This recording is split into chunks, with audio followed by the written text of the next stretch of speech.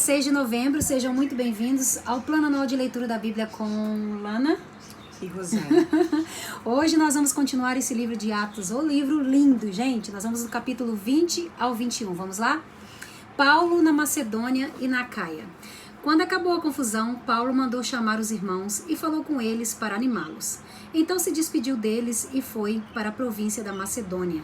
Atravessou aquelas regiões, animando muito com as suas mensagens os cristãos. Aí chegou à província da Acaia, onde ficou 3 meses. Quando já estava pronto para ir à província da Síria, soube que os judeus estavam fazendo planos contra ele, então resolveu voltar para a Macedônia. Foram com ele as seguintes pessoas: Sópatro, filho de Pirro, da cidade de Bereia, Aristarco e Segundo, de Tessalônica, Gaio de Derbe, Timóteo, e também Tíquico e Trófimo, que eram das províncias da Ásia.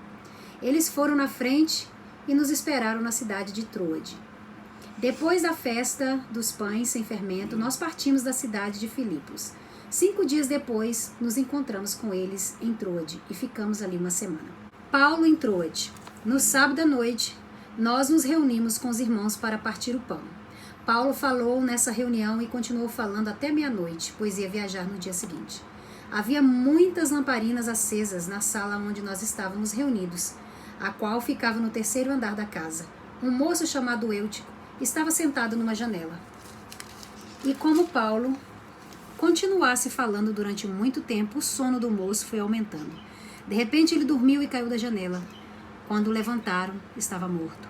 Então Paulo desceu, abaixou-se, abraçou o moço e disse: "Não se assuste, pois ele está vivo." Em seguida Paulo subiu de novo, partiu o pão e comeu. Falou ainda muito tempo, até de manhã, e depois foi embora. Aí levaram o moço vivo para a casa dele, e isso os deixou muito animados. De Troade a Mileto.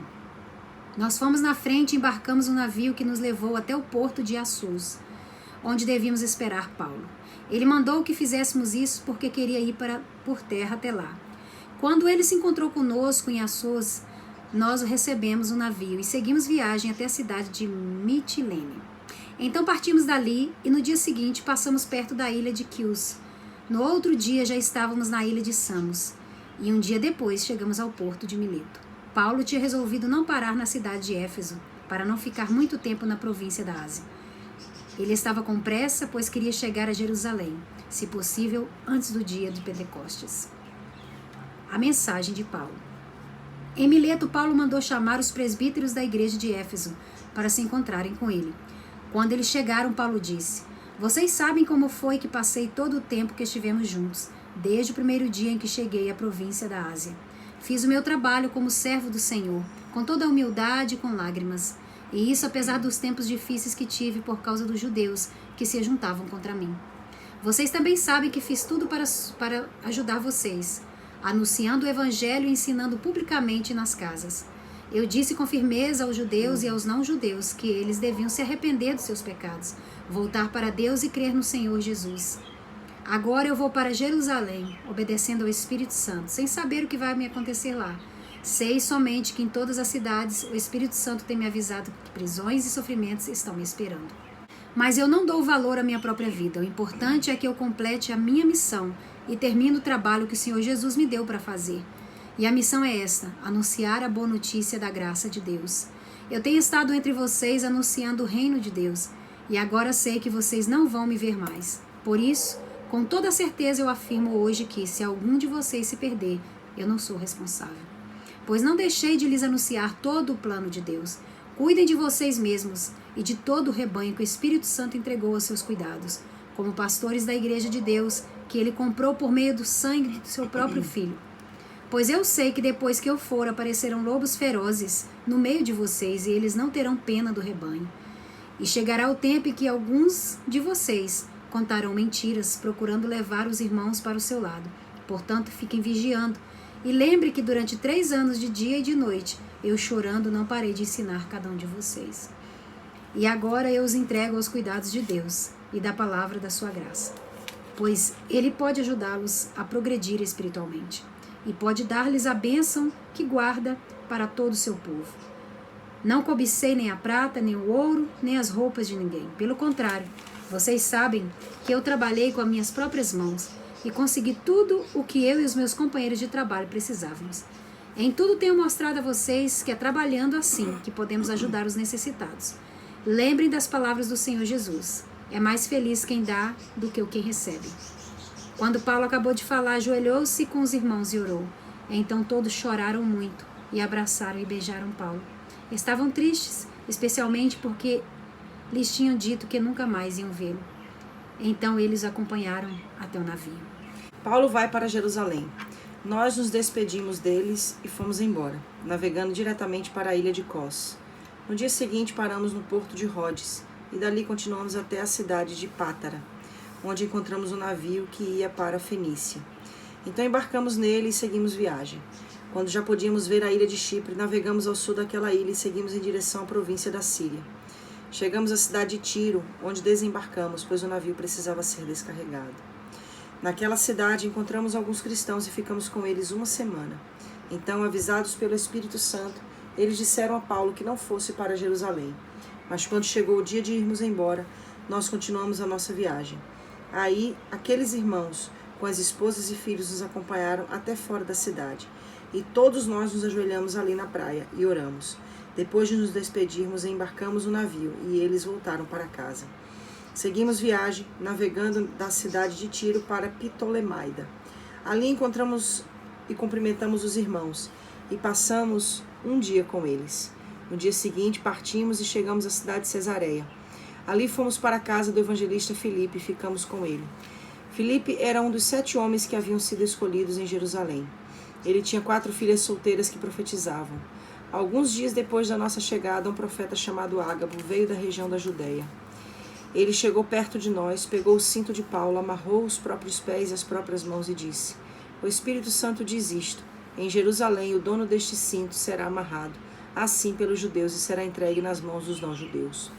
Quando ouvimos isso, nós e os irmãos de Cesareia pedimos com insistência a Paulo que não fosse para Jerusalém. Mas ele respondeu: Por que vocês choram assim e me deixam tão triste? Eu estou pronto não somente para ser amarrado, mas até para morrer em Jerusalém pela causa do Senhor Jesus. E não conseguimos convencê-lo a não ir. Então desistimos e dissemos: Que seja feita a vontade do Senhor. Depois de passarmos alguns dias ali, juntamos as nossas coisas e fomos para Jerusalém. Alguns irmãos da cidade de Cesareia nos acompanharam e nos levaram à casa onde íamos ficar hospedados. O dono da casa era Menazon, natural da ilha de Chipre. Fazia muito tempo que ele era cristão. Paulo visita Tiago. Quando chegamos a Jerusalém, os irmãos nos receberam com muita alegria. No dia seguinte, Paulo foi conosco até a casa de Tiago para se encontrar com ele. E todos os presbíteros da igreja estavam presentes ali. Então Paulo os cumprimentou e deu um relatório completo de tudo o que Deus tinha feito por meio dele entre os não-judeus. Depois de o ouvirem, todos eles deram graças a Deus e disseram a Paulo: Veja bem, irmãos, há milhares de judeus que se tornaram cristãos e todos eles são fiéis à lei de Moisés. Eles ouviram dizer que você ensina os judeus que moram em outros países a abandonarem a lei, dizendo a eles que não circuncidem os seus filhos nem respeitem os costumes dos judeus. O que vamos fazer? Com certeza, eles já ouviram dizer que você chegou. Portanto, faça o que vamos dizer. Estão aqui entre nós 4 homens que têm de cumprir uma promessa a Deus. Então vá, tome parte com eles na cerimônia de purificação e pague a despesa para que eles possam rapar a cabeça.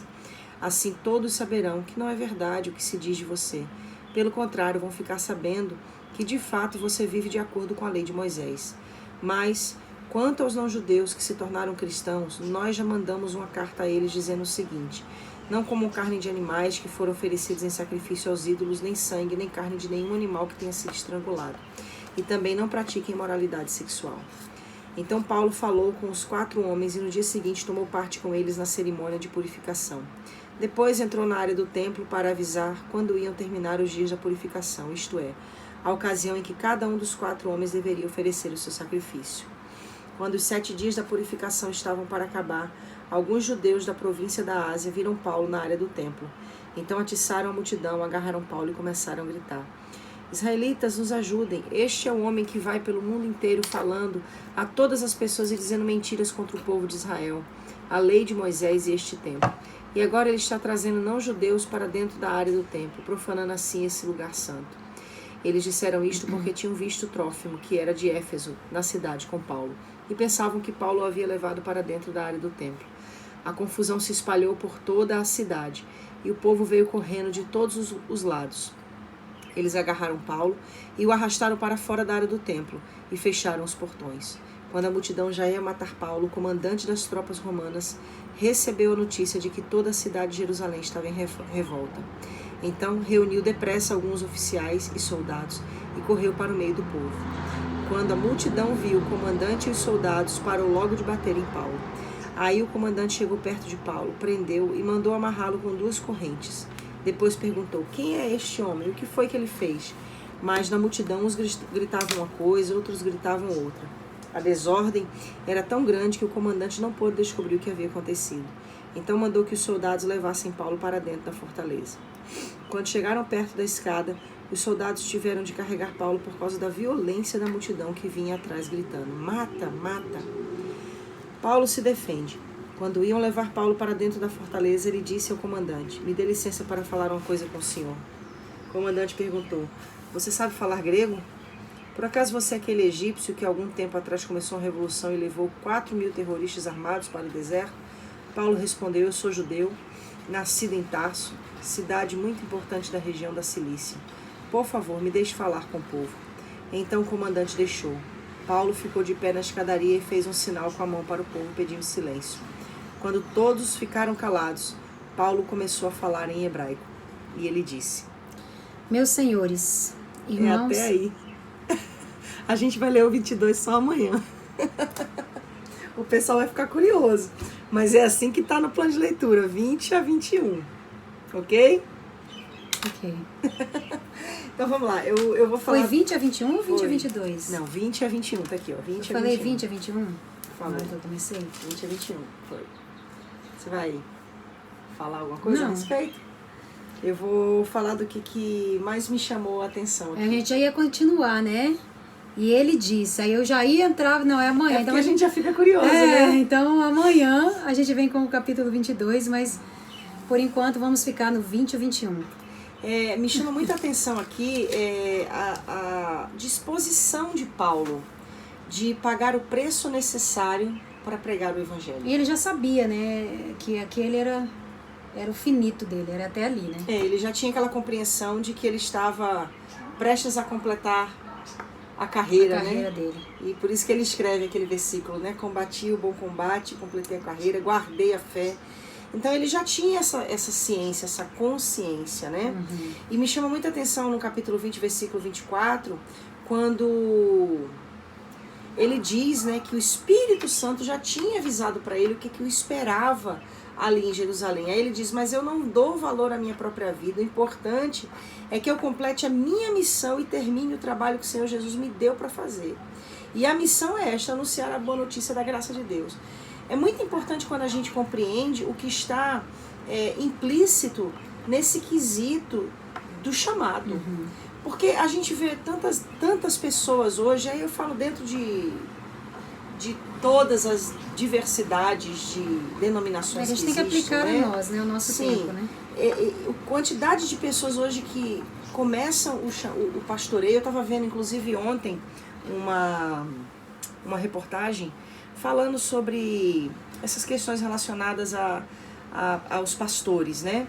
E eu estava vendo que nessa pesquisa, 57% daqueles que fazem a obra, que são pastores, se tivessem uma renda que lhes desse segurança além da igreja, eles não estariam pastoreando. Eu fiquei absorta quando eu vi aquilo.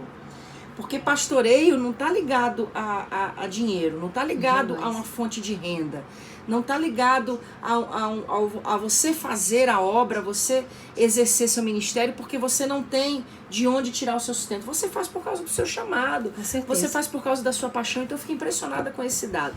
O outro dado que eu vi na pesquisa é que 70% dos pastores não ficam na obra por mais de 5 anos.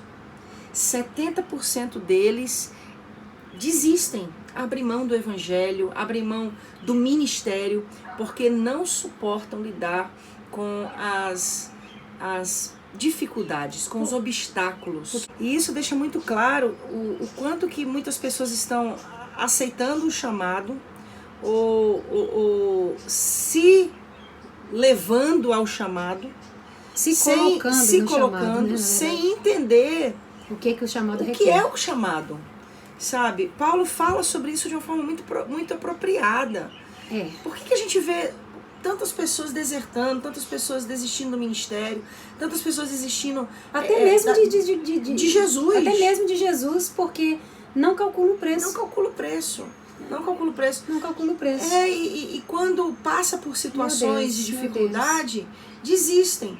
Então é isso que eu quero falar aqui. Paulo, ele quando diz sim, ele calcula o preço, ele sabe o que vai enfrentar. Frente, né? A realidade da igreja primitiva era uma realidade de martírio, de perseguição, de morte, de calúnia, de afronta, de prisões, de chicotadas, de apedrejamento.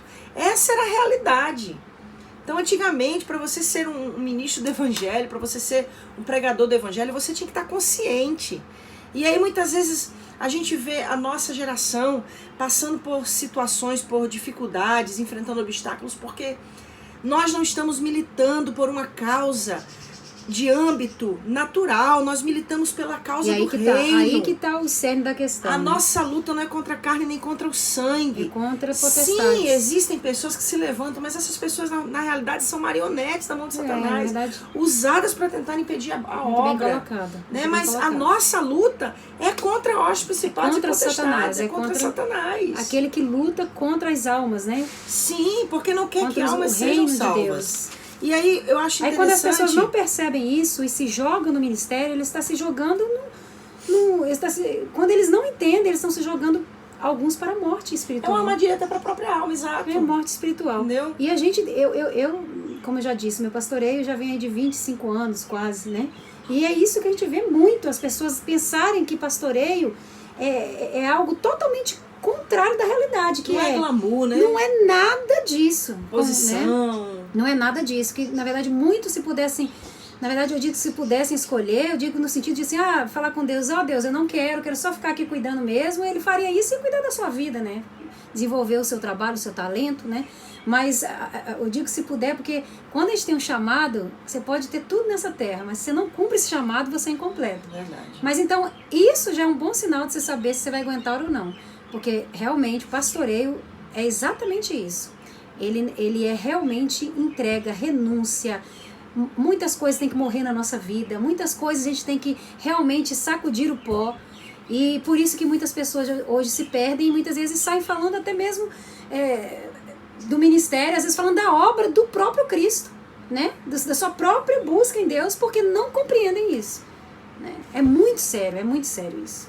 E aí, aqui no capítulo 21, na continuidade que a gente está falando, o profeta Ágabo, né, mostra com o cinto de Paulo, ele com os pés presos, as mãos presas. Já estava ali se revelando, esse cinto, né? É o homem que vai ser amarrado assim em Jerusalém. Aí Paulo fala assim, por que vocês choram assim e me deixam tão triste? Versículo 13. Eu estou pronto não somente para ser amarrado, mas até para morrer em Jerusalém pela causa do Senhor Jesus. Que seja feita a vontade de Deus. Né? Aí eu quero acrescentar aí uma coisa muito importante, porque a gente falou de pastor, né, de ministério. Eu quero falar de crente. Aprofundar. Falando de cristão. Cristão que não sabe sofrer, cristão que não sabe passar por provação, cristão que não sabe enfrentar dificuldade, cristão que não sabe ouvir não, cristão que depende de ser bajulado, cristão que depende de ser afagado. Aí você sabe que muita gente vai pensar que essa nossa fala ela é dura, né? Mas é a realidade da palavra. Mas é a realidade.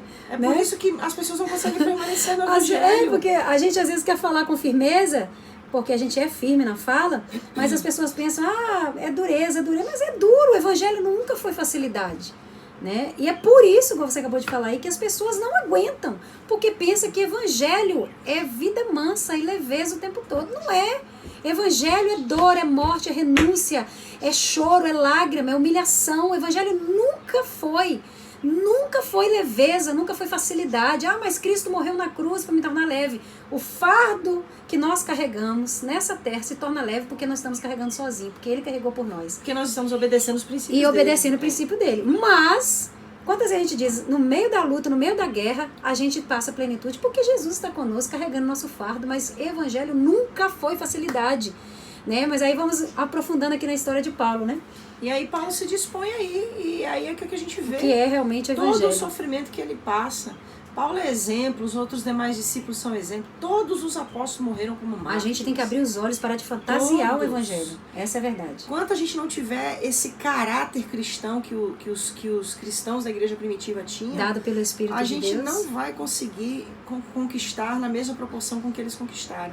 Então por isso é hora da gente acordar, despertar, Desfantasiar o chamar negócio, pra né? gente mesmo. E acordar, gente, para viver responsabilidade. plenitude. É isso Em mesmo. nome de Jesus. Viu que a gente ficou até animada falando desse assunto, né? Mas é porque nós estamos vivendo nesse tempo, né? Nesse realidade. século, nessa geração.